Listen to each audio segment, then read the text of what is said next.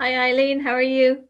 I'm doing good, Siobhan. How are you? A week and 2 weeks into your um, Lockdown? time online teaching, I suppose now, really, isn't it? Yeah.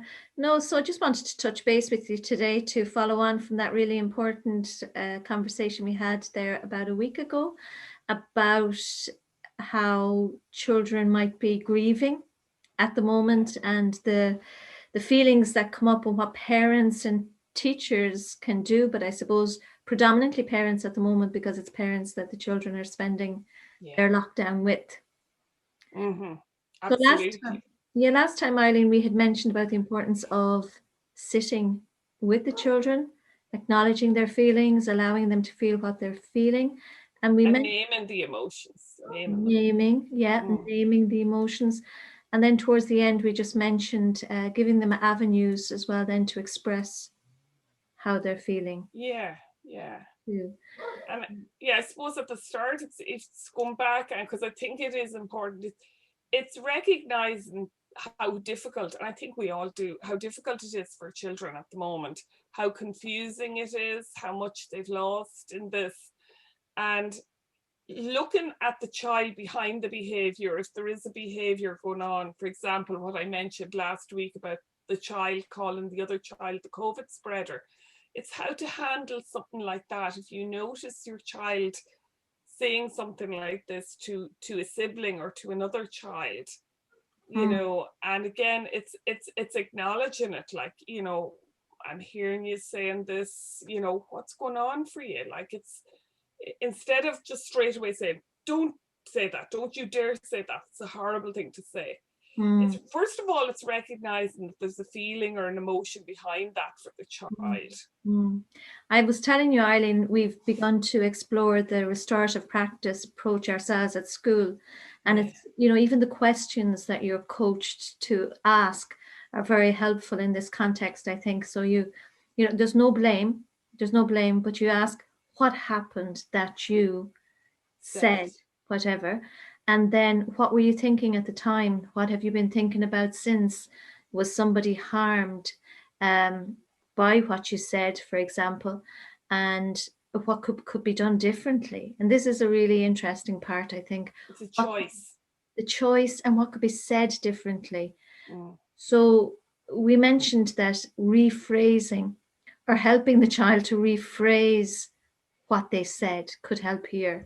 Absolutely, yeah. Like, without even going into it all, like, I heard you say, duh, duh, duh, what else could you say? Mm, mm, It's give again. It's the restorative practice without going into the whole thing of it. Like, it's giving them a choice to what could they do differently. So what could they say differently?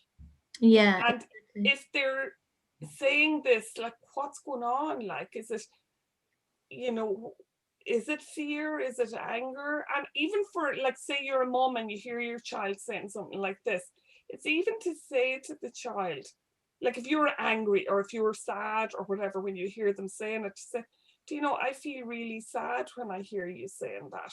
I'm wondering what you're feeling. Yeah. Well, what somebody said to me was even to say to appeal to that part of their brain that can talk about that and just say, I'm curious to understand why you said, or not so much why, but what happened that you said. And even if you Hmm. allow the child to be part of coming up with other phrases, Yeah, an alternative. alternative. Yeah. Yeah. So, like, for example, where they had said something like COVID spreader, once they felt listened to, they'll often come up with alternatives, like where they might even ask the child about whether they had been sick, Yeah. who had been sick, what had the test been like. So I think kind of encouraging that curiosity, which children naturally have any. Yeah. Yeah. It's to avoid blame, to Mm, avoid blaming the child or blaming another child or blaming a parent or for the parent to feel guilty. yeah. Exactly. I think that's the big thing. It's not about blaming anyone. It's about looking at the behavior, talking about it, talking about the emotions behind the behavior, and looking at a way to move forward from it, like with a choice with something else. Exactly. And you're kind of putting the power back into the child's Yeah. court as well by giving them options of other things to say, so that when they're in that situation again, or and they may not be in that situation face to face Yeah. or playing At the outside like moment, you yeah. had seen those kids a few weeks ago, but they will be online. Online and social media, yeah, Yeah. absolutely, you know. And while I know so many parents say that their children are on social media a lot more, everything else a lot more on their devices, parents are doing the best they can. I really believe that they are. But Mm. it's been aware of the effects some of these things can have on a child. They're distractions. But for example, I played a computer game there a while ago with my friend's little one. Honest to God, at the end of it, it was red men and blue men or something, and they were jumping at you. Like at the end of it, I can honestly say my stress level was up here because I was moving, I was going this way and this way. What's that like for a child if they're doing that for 4 or 5 hours a day, which some children are? And yeah, and like you say, it's understandable that they will be spending that little bit longer online nowadays to keep Yeah. contact with their friends, and as well to play the games, because a little bit of distraction, I imagine, Oh, good. absolutely. You don't want them deep in their thoughts and feelings all the time. While a little bit of time there might be good, I But like suppose. Siobhan, sorry, I'm jumping in there now. Like when we connected today, in the background, I could hear piano playing, and your daughter was. Tell us a little bit about that. Talk about distraction and mindfulness. Yeah, I suppose is just getting them in. It's not even, to be honest, getting them, because I've gone past the stage. I don't tell them what to do here, but I find actually when you don't, They'll they come up. begin to gradually and naturally gravitate towards what they love and what they're interested in, and whether that's the Xbox, or my daughter started to sit down at the piano a lot more and teach herself songs from YouTube. Um, Yeah. and sometimes if we told our children to do this, they wouldn't do it. But it's mindfulness at its best, because it's a complete distraction from everything else going on in the world, and something you have to concentrate on. So whether Yeah. that's and for another kid, it could be one of my other kids. It's being outside and hitting the sliotar against the side of Oh. the house But 50 it's times. empowering them to become resourceful, to find things themselves. Mm. You Mm. know, Strategies that help them. yeah. Yeah. And even like with the likes of your daughter doing that, it would be worth maybe even later on with her saying, I heard you playing your music. What was it like? What did you feel like doing it? How do you feel afterwards? And I'm quite sure she's going to say to you, oh, it was so relaxing. I just, it was really chilled. But even sometimes by you asking, they begin to recognize, actually, that really did me good. Yeah, yeah, yeah. It's given that message for sure, for Yeah, and sure. it's not you saying you need to be on that. It's good for your head. It's good for your whatever, Mm, mm. But them then recognizing. So in summary, Siobhan, Eileen, I think that was the coach in you coming out there. what was All that? these wonderful coaching questions.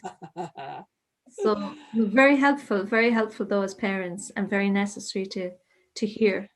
I think the message in it is choice. Give Choice, yeah. children choice, And and power. yeah, and like even if you, sorry, I'm just moving there. If you have a child that's really on the device a lot of the time, instead of saying you have to get off that, you can only do an hour a day, it's to say, look, if you do an hour, how about then would you go for a walk, or what would you like to do then? It's letting them decide, but it's limiting it in a way that gives them a choice rather than this is punishment, you're only allowed an hour, or you're only allowed this.